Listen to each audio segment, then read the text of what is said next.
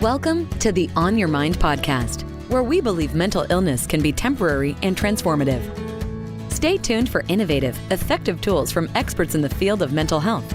Hosted by Timothy J. Hayes, psychologist. This podcast aims to change the narrative around mental illness. Move from a place of fear to a place of hope and solutions. Here on Your Mind.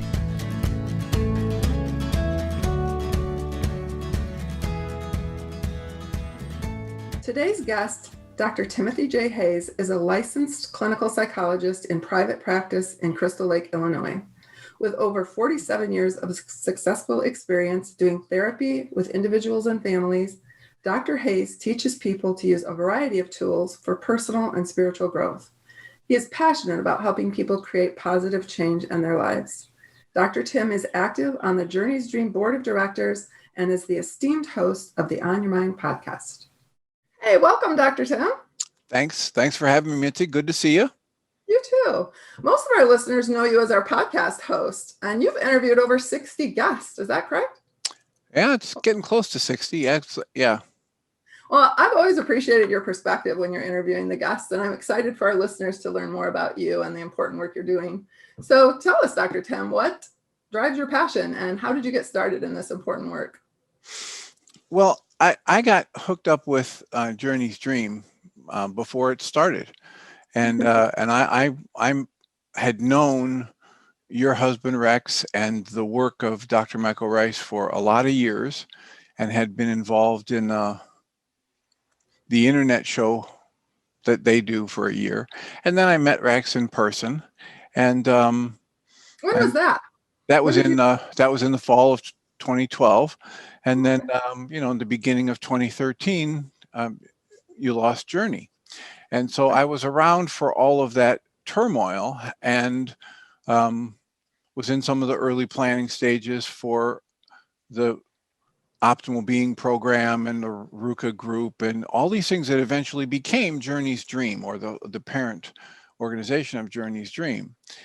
And so eventually, he honored me by asking me to be on the board of Journey's Dream, and I've taken over the program committee with that, which includes the responsibility to produce these podcasts. We're so grateful for you too. Well, thank you. We're so grateful for you being involved in Journey's Dream, and let me just say, for the space you held for us when Journey died. That was we got texts from you regularly. I hadn't met you yet. But I just really appreciate the love that you've extended to us during that time. And then since then, all the work you've done with us to create Journey's Dream. Well, you're very welcome and deserving. Yeah, thanks. And what brought me to the point where I was in a position to be of service at that time was that I had been doing therapy, and I eventually became a psychologist and had been in practice for a lot of years by then. As of today, it's 47 years I've been doing therapy. And what got me into that was that one of my father's best friends when I was growing up was a very bright psychologist. And I looked up to him, and he said to me one time when I was about 13, 14 years old, you'd make a good psychologist. Well, I didn't really do much with that, but then when my dreams to become an engineer fell apart because I couldn't do math to save my life, I ended up in college, and the courses I was drawn to were psychology. And before I knew it, I had taken every psych course they offered at my college. And during that last couple of years of college, I was helped paying for it by being a probation officer. And so after college, I did another 5 years in corrections work and decided, you know what, these people are asking for more skill and training than I have to offer. So I went back to school for a doctorate in clinical psychology. It took me 9.5 years to get the degree, and I had to work a number of jobs to pay for that. And all those jobs were therapy jobs. So by the time I actually got my doctorate, I'd been doing therapy supervised by very good clinicians for like 15 years. Wow. And from a family perspective, what I came to learn was that underneath that little sketchy story that I just thumbnail sketched you, my father's mother had severe depression. And my father, when I got out of college, I came home and he was in the middle of a full-blown manic episode, and he couldn't help me make decisions about moving forward in life. Instead, I had to become the support person with my mother to guide him through a full-blown, let's avoid hospitals at all costs, but manic depressive episode. And so With your father or your grandmother? that was my dad. Yeah. Right. So his mother had severe depression, and this was back in the time when they would literally dunk people in ice baths and hook them up to car batteries and shock them. I mean, it was very primitive stuff they were doing with psychology and psychiatry back then. And that was my father's mother. And then my father ended up having, they hid it from us as I was a kid, but he had depressive episodes. I never knew about it. He was a great guy. But then when I got out of college, he had this full-blown manic episode, and my mother and I had to, circle the wagons and get him some treatment without him losing his high-level job and try and, keep the family together. And we did that. And so as I got into grad school and I started having all of these, personal growth things and my own therapy, I started, all this stuff would come bubbling to the surface and goes, oh, that's why I'm in this, right? Because I've experienced at different levels in my family mental health struggles. And, one of the things that I always saw with my father was we got really lucky with him in his manic depression because he responded well to meds and then didn't have another episode for 10 years. Yes. And we got him through that. And then he didn't have another episode until another tragedy hit the family. And he never did anything other than take the medications. And I saw, as his, loving, devoted son, how much he could have benefited from doing a little internal work and understanding the traumas in his life, et cetera. So that's been driving my passion for exploring things other than just medication and simple answers without, not just staying in the conscious logical level of the mind, but understanding the deep impact of trauma and the interpretations that we place on events and how that controls and creates our emotions. And so that's what's been driving my work over the years. And a lot of years ago when I was in college, I started having experiences with people who were getting domestic violence situations evolving around them. So I've long held a desire to help those people. And what that leads to is trauma. And so I've spent a lot of years taking a lot of different trainings to help people resolve the effects of past trauma, which include the mind-body energy work, knowledge of the acupuncture and acupressure meridians, different techniques, some of them biometrics, and the idea of learning from our bodies and being able to train ourselves to control things that we used to think were completely involuntary. So meditation and visualization, et cetera. I'd like to know more about bioelectrics. Is that what you said? Well, biometrics, right? So it's anything that, like even today on your smartphone, and people are wearing an Apple Watch these days. The newest Apple Watches will take an electroencephalogram and they'll take blood pressure readings. And so all of that is a way to get, it's like biofeedback, right? Only it's accelerating because of the technology. So there are devices that people can wear, like the heart math is a biometric kind of thing. It gives us a biofeedback about whether or not we're in congruence and actually calm, or we're just trying to think calm thoughts. And the body itself is all twisted. And so using the body as a tool because we all know that in our body, if you're in there, you can tell what's going on, right? If you're tapped into your body. So these are just metrics that help. The key to what you just said is if you're tapped into it, and most of us are trained to not be aware of it. And so these biofeedback devices and these biometric devices help us learn to reconnect to what's happening in the physical energy system. Awesome. So important because yes, being tapped into the body, and you're right, most people are trying to move away from it through all various forms of diversion through food, or it's not cool to look inward and find out what's going on. A lot of people avoid it at all costs, but I found that it's the way to get there, right? To find insights. Well, And yeah, the ancient wisdom says the only way out is through. Yeah, right, exactly. Do you find that in most mental health challenges that there's trauma at the root of it? Many, many, many people that come through my office.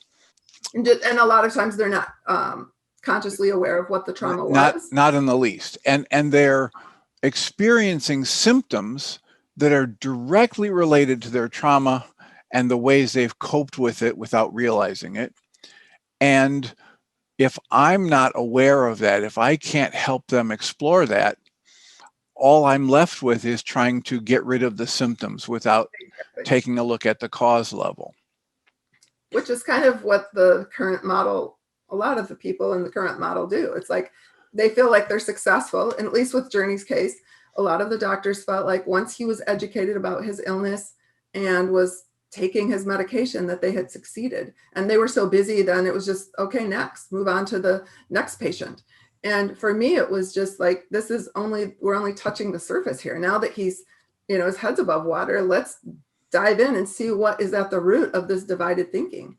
Because, and they would refer him to a therapist or whatever, but a lot of times I think in our current model, there's just an idea of success is you've abated the symptoms, you've mitigated the symptoms, and now we're successful. But people on medication will tell you something else, that they want to feel better. They don't want to just be symptom free. Yeah, and managing symptoms is a lot like, one of the people we know talks about this a lot, just rearranging the deck chairs on the Titanic, right? Exactly. It's not helping anything at a cause level. It's right. not going to keep the ship from sinking eventually. And right. So I have been pursuing trainings for a couple decades or more now, 2.5 decades or so, specifically related to helping people relieve and resolve the effects of past trauma. And gratefully, because of the yin and the yang of things, the more our mental health challenges have pushed insurance companies to separate from doctors and use managed care companies, the more it's forced people to try and get more efficient with the techniques or the tools they use to help people. And so that has helped motivate people to get more effective and efficient and accessible tools. And people are kind of in a hurry too, don't you find? Like, people want to feel better quick, and this whole, chop, let's get to feeling better. And so sometimes it takes time. And it's not just people, it's the culture, right? So we're really culturally trained to that. And then individually, it's a relatively rare individual who says, I'm ready to roll up my sleeves and get into this. Let's get this done. Right. Especially if it's trauma, because we've kept it suppressed. We've successfully kept it hidden. And sometimes it feels daunting to dig in and let it resurface. But well, and if you have people that don't even understand that the majority of their physical pain and discomfort is directly related to their mental emotional processing, then you're starting at a tremendous disadvantage. If we can't educate people to the fact that most of the back pain and neck pain and knee pain that people experience is the result of mental emotional trauma held in tissue, then we just keep sending them to doctors for pain pills and surgeries or physical therapies. And then it manifests somewhere else in the body. We get or it just keeps coming back, or they have to stay on the pills and then get addicted, and because they haven't learned anything about the root of it. The root of it. And there are people who have demonstrated this from the physical perspective, like Dr. John Sarno, who was a back surgeon, and he wanted to find out what is the best part of what he does in back surgery. And his research led him to the conclusion that there was nothing he did in back surgery that was responsible for the elimination of pain or reduction in pain and restoration of motion. And that led him to search for, okay, so why are all these people in such pain? And he discovered or coined the term tension myoneural syndrome. And what that means is if I have mental emotional tension and it gets stored in a pocket of tissue, whether it's the muscle or the tendon, and that when that tension gets activated, it literally causes a spasm in the muscle. If it is close enough to certain blood vessels, it cuts off the flow of oxygen or blood, because blood is oxygen carried. 10% or less reduction in the oxygen flow to the tissue in this part of my shoulder is enough to initiate excruciating pain. Wow. And so then what does he suggest doing? Like not surgery? Well, no, because what he learned was, as a really good back surgeon, he had maybe a 30-35% success rate. If you count success as 100% elimination of pain, 100% restoration of motion, and no need for a further surgery. Now that's the big one, because a lot of times when they go do a back surgery, they have elimination of pain and restoration of motion, but they tell them you're going to have to come back in about 3 to 5, 7 years because the scar tissue is going to build up and we're going to have to clean it out again. So he quit doing all surgery and went to an educational model and a psychological model, and his success rate went up way over 80% without ever doing surgery. Fascinating. People can find out about that at alltheragedoc.com. Awesome. There was a documentary that was done. So All the Rage documentary, DOC for documentary.com. And it costs a little bit of money to watch that movie. You might be able to find it on YouTube, but they did a documentary of his life, and fortunately they got it finished before he died, so he got to see it too. But he's written books, the base of knowledge that he has about how to work with the tension myoneural syndrome and relieve the inner tension and then relieve the pain is available in his books and in that documentary. And it's the root of what a lot of people do, even if they're not calling it that, when they work with trauma and help people become aware of the trauma and what the coping mechanisms their younger self developed to live through the trauma. Because that's the process that's holding that tension within me that can get resonated when somebody gives me the look, or somebody almost cuts me off in traffic, or the person I'm madly in love with all of a sudden does something that in my mind he or she should never do. Right. Triggers a whole host of things. So did you learn any of this in school? No. As a matter of fact, one of the things I used to tell people is Kodachrome. The Paul Simon song was one of my favorites, because when I think of all the stuff I learned in high school, it's a wonder I can think at all, right? Goes to college too? College and grad school. I mean, there was a lot of it that was just there for me to get the stamp of approval from the school, right, and then from the state licensing board. And then I can be like the cookie cutter of these other psychologists. But the vast majority of what I learned that makes me good at what I do came from being raised by two wonderful parents in a loving family. And then I got lucky with some of the mentors that I was attracted to study with. And the vast majority of things I do today to help people is from what my parents taught me growing up and what the postgraduate study that I stumbled into, usually kind of atypical trainings, fringe, originally. Right. And do you find that insurance companies pay for these fringy type things sometimes, or Well, the biggest thing for me is that once you go through and you get the license and the degree, and you can do in your therapy, this talk therapy in a private practice setting, you can do a lot of the work, and you're billing for a therapy session. Well, it's not a specific technique. It's not like a medical doctor where I would have to lie and say, well, I did a knee replacement, but really I just talked to them about their knee pain. So the insurance company will pay for therapy. The insurance company won't pay for a lot of things that really help people when it looks at the entire mind-body energy system. So we have integrative psychiatrists who know that their patients will be served better if they get a full blood and hair analysis and find out what the gut biome is like, and maybe get some specific supplements. And the insurance company won't pay for some of those tests and supplements, but the insurance company will pay if I just want to write them a script for medication, or if I want to slam them in a hospital for X number of days. So Right. that's where the biggest problem is. In terms of the psychology, I can do a lot of things Nice.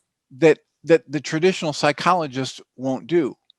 Nice. I need to have a patient who's interested in doing his or her own work in order for results to happen. So Yes, you do. there are times when I meet with people and I say, you know what? Here's the first thing I want to teach you. I want to teach you about your breath. I want to teach you to take a breath and hold it for a few seconds and slow that exhale down.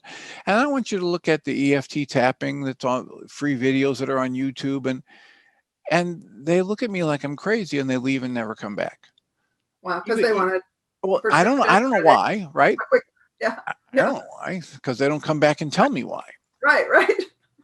But the things I teach people in therapy are tools that are empowering them. But if I'm empowered, I used to say, I could go out and spend $150,000 on woodworking tools and wood and buy a warehouse to store it in. Now I'm like $300,000 into this, and I put that stuff in that warehouse, and I come back 2 years later, and how much furniture will I have? None, right? Because nobody's picked up the tools and applied them to the wood. And Right. so that's the kind of thing. You can make an enormous difference in your life if you take control of your life. If you are exposed to the concept that most of what you feel physically and emotionally is a product of the misuse of your mind energy, it's the way you've been conditioned to think by your family and the culture, and it's this cross-generational stuff that gets passed down. And once you learn about that, you can do something about it. But change doesn't happen unless you apply the tools to do something about it. That's awesome. And yes, so true.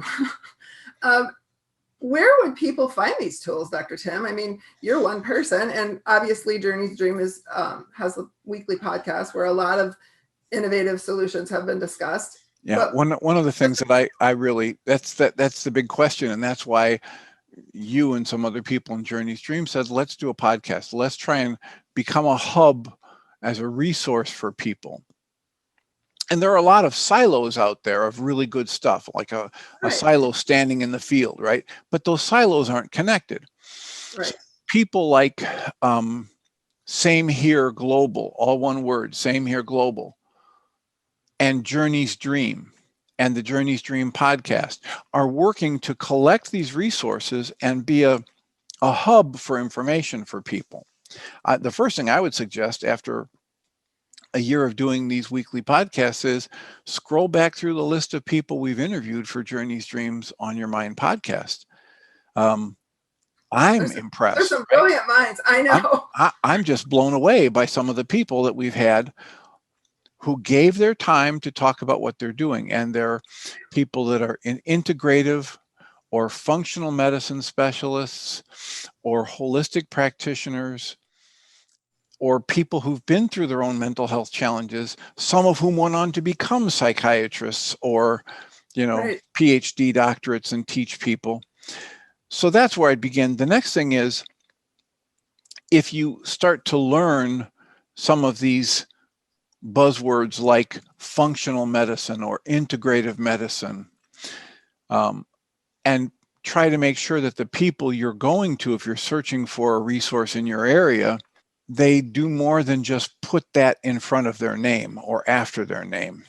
I've had a couple of people recently have told me, yeah, I'm going to this chiropractor who says she's a holistic chiropractor, and there's nothing holistic about it, right? It's the same simple, what you would get from any other chiropractor. Right. But people are looking for something specific. And so there are some wolves in sheep's clothing, I would say. Right. But I would also say that 10 years ago, 12 years ago, when I was looking for any one of these practitioners that we have interviewed on our podcast, I would have wept with relief just to know that there was someone out there.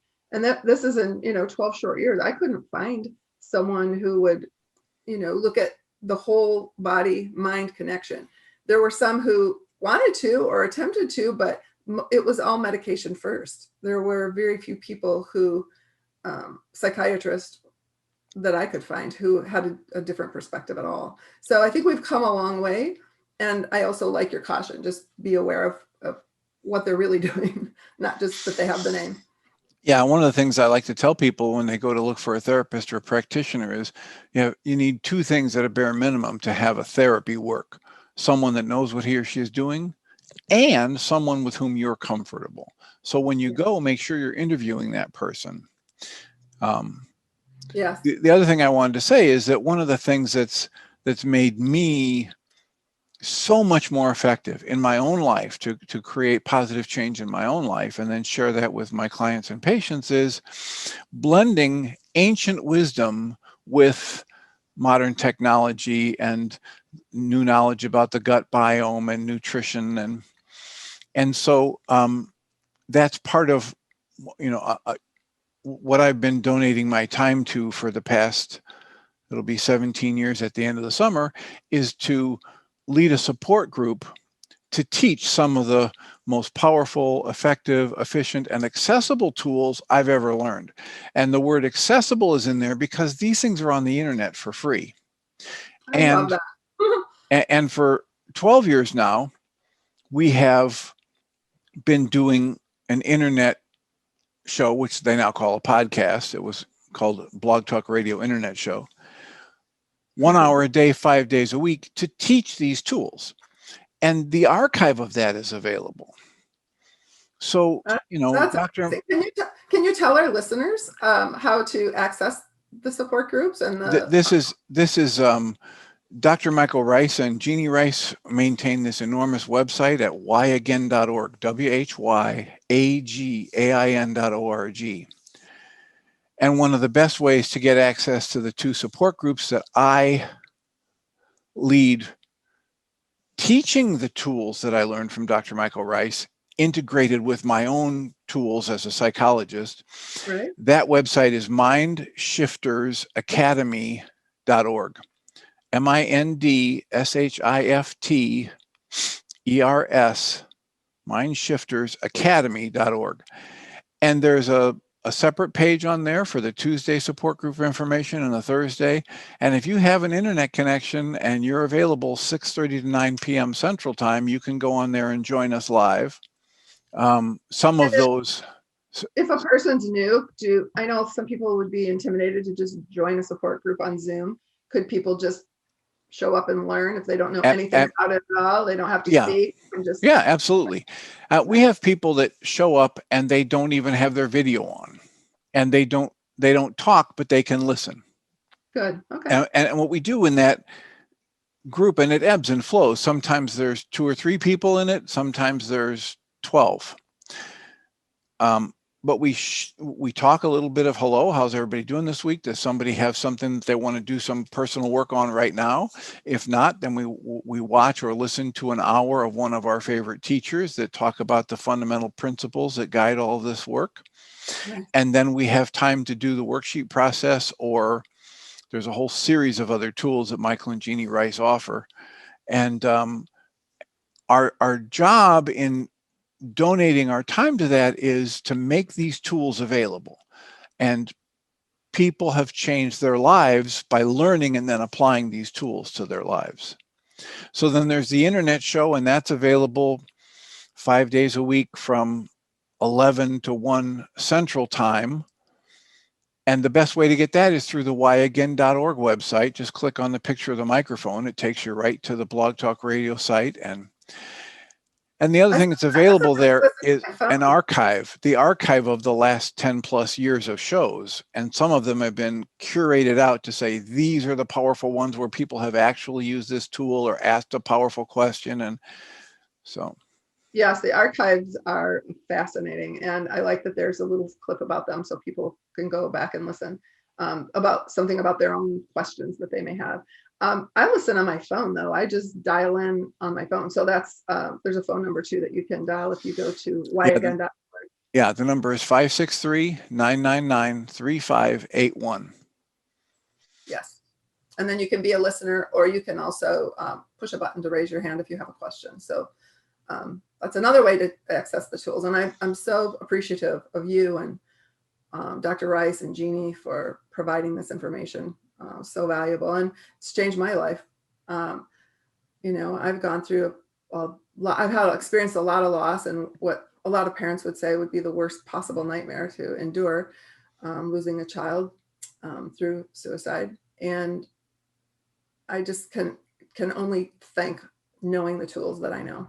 I just decided I was going to be better and not bitter. And when I decided that, I had a whole tool set, and I just started slowly but surely. And sometimes you said something about the breath earlier, and how people would just, leave and not come back. Sometimes the tools are so simple. A person will be like, what? I breathe all the time. But there's a way to breathe. There's connecting your breath, or simple tools that people might look at and say that can't work, but they do if we just apply them. And so yeah, I'm forever grateful.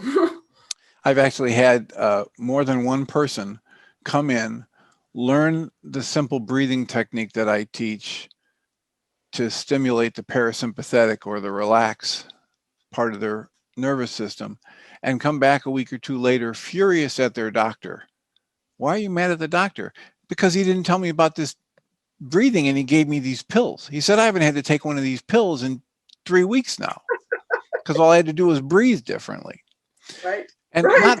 not everybody will get that kind of result, but that does happen. I mean, for some people, just a one or two tools tweaking what they're doing with their body or what they're doing with their mind in conjunction with the body is life-changing.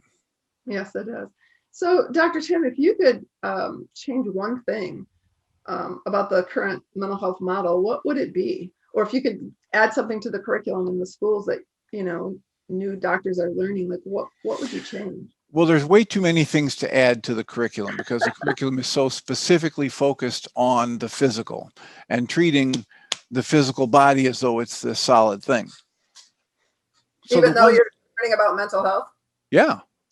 And so one of the things that I would change in the mental health system is to introduce, as mandatory, the knowledge that what you do with your thoughts is directly connected to the emotions you experience, and the emotions you experience are just good information. They're not good or bad. And that there's a navigation system within the person that if he or she can learn to slow down and listen to, instead of trying to get rid of the signals that come from that system, because, I stiff neck, I don't like a stiff neck, give me a pill, or let me go to the massage therapist and get rid of it, rather than understanding, what, something's going on here. One of my favorite success stories was a woman who came to see me, and she was literally talking about seeing a back surgeon to have her spine fused because she was in so much pain. And I said, well, and she knew me. I wasn't a stranger to her. And I said, well, before we move on to talk about anything else, you might want to consider that there's an emotional component to your back pain. She looked at me like I was crazy and shifted the topic to talk about the problem that was going on with her cat. And she was within minutes of talking about it, she was in tears. And she was sobbing. And I said to her, take a breath, scan your body, and notice how old you feel right now as you're talking about this. And she just went right to 10 years old. And I said, so think about what might have been going on when you were 10 that would have had this kind of upset. And she said, oh my God. She got the image of being outside of her garage, and her very abusive stepfather was in the garage torturing her dogs, and she just had to stand there and listen. And it was like 95 degrees outside. And so she's sobbing and crying, and I'm doing the EFT tapping. I do that with a lot of people. I'm tapping on my face and my body as she's telling the story because she was so agitated. I encouraged her to tap along. She might have tapped on 2 or 3 points, but I sat there tapping on my body, and she reached for a Kleenex and went, I said, what's the matter? She says, there's no back pain. And so the trauma of what happened when she was 10 was getting triggered because in the current situation, she was considering going on a vacation where she would have to leave her cat to be supervised by somebody else. And that was just, her cats are like her children. and it was all connected, and it just resonated to the surface, and it was stuck in her low back. She sent me messages over the next few months regularly, and the back pain didn't come back. So if we could educate people about what Dr. Sarno found out, if we could educate people that when I have a trauma in my childhood, that if we could educate the doctors to see if somebody comes in the door and they're obese or they're rail thin with anorexia, there's probably trauma at the root of that. There's an adaptation to past trauma that looks like this disease or that disease. If we could, that's the primary thing that I would say. If you could change one thing about the mental health system, that would be it. That'd be world. I was changing the world right there. That would change a lot. And perhaps this will be a question for another time, but or if you can answer it quickly, I would love to know the answer, because it kind of triggered a question of, there's a lot of trauma even now, specifically with what's going on in our world. If there's a young person, a child who experiences a traumatic event, what can parents do in that moment so that it doesn't get stuck in their bodies, and then the child grows up to be an adult who has chronic pain? Is there a quick answer to that, or? Well, the quick answer I would have is that EFT tapping is the emotional freedom technique tapping, and it's out there. A lot of it's out there free. Brad Yates on YouTube has a lot of good videos you can just tap along with. But there are also, if you search for EFT tapping for children, there's a children's book, there's a children's song, there are ways that you can look at teaching this to a child, even 3 and 4 years old. I've actually had a family, they came in and the dad said, I got to tell you what happened right before I came here. They had a 3 and a 6-year-old. And I had several sessions with the dad, and he said, we were at dinner and the 6-year-old is getting all upset because he doesn't want to eat something on his plate. And the 3-year-old looks at him and says, you better start tapping. So as young as 3, right, you can make the connection between, when I'm upset, here's something I can do to help it. And there are some wonderful resources available on Dr. Michael Rice's website for children. So I have some families where the children will have this, who am I? Who am I? I am love. I think clearly. I act responsibly. So this is a thing that you can print out free off of their website and then put it in the kid's room. And then if the kid gets upset, agitated, scared, hurt, sad, and they've learned the EFT tapping, they can go into their room with or without the parent and read what's on this paper and do their tapping or their finger rubbing and feel better. And so now we're empowering the children to pay attention to what's going on inside of them and giving them ways to understand it and then tools to work with it.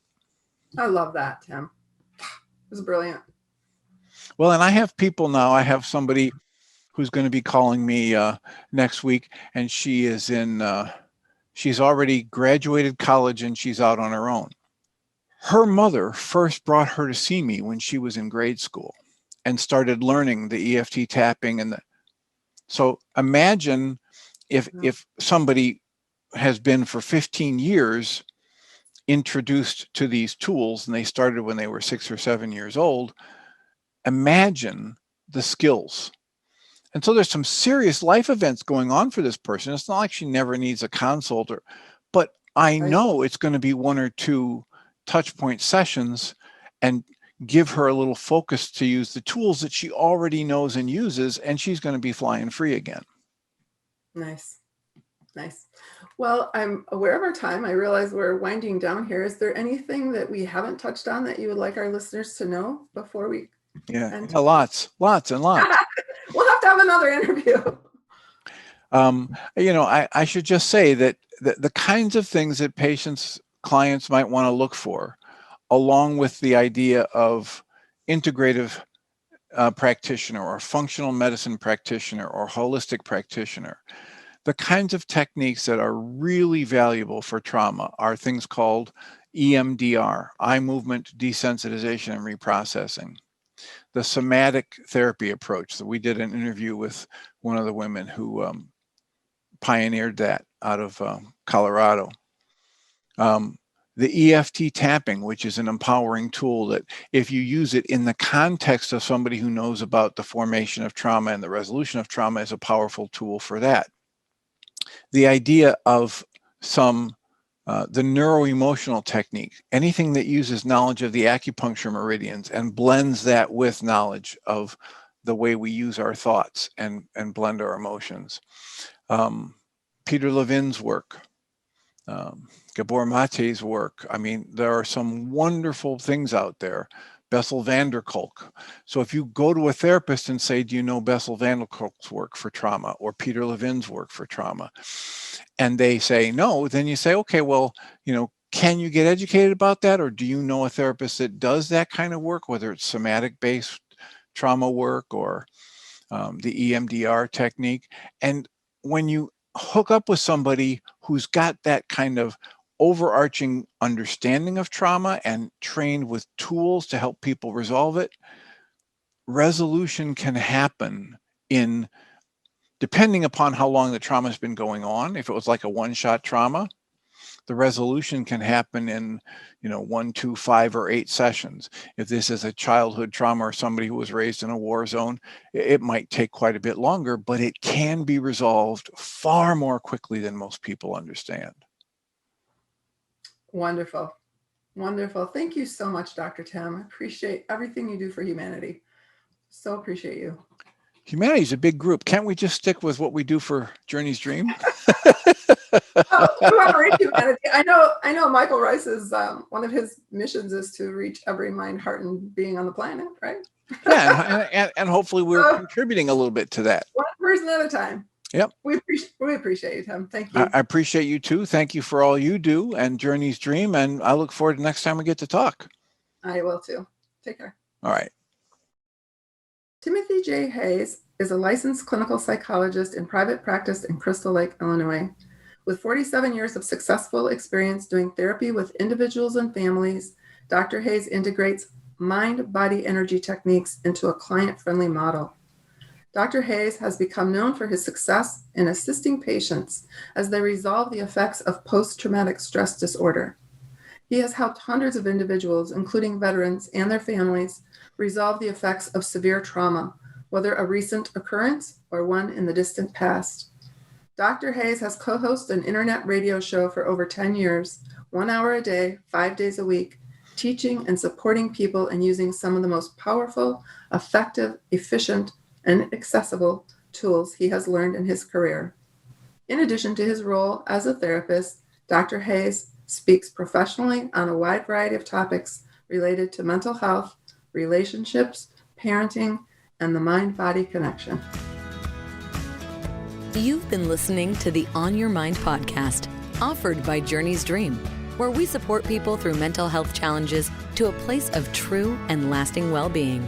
If you love our show, we invite you to visit onyourmindpodcast.org to join the conversation, access the show notes, and discover our helpful resources. Thank you for listening.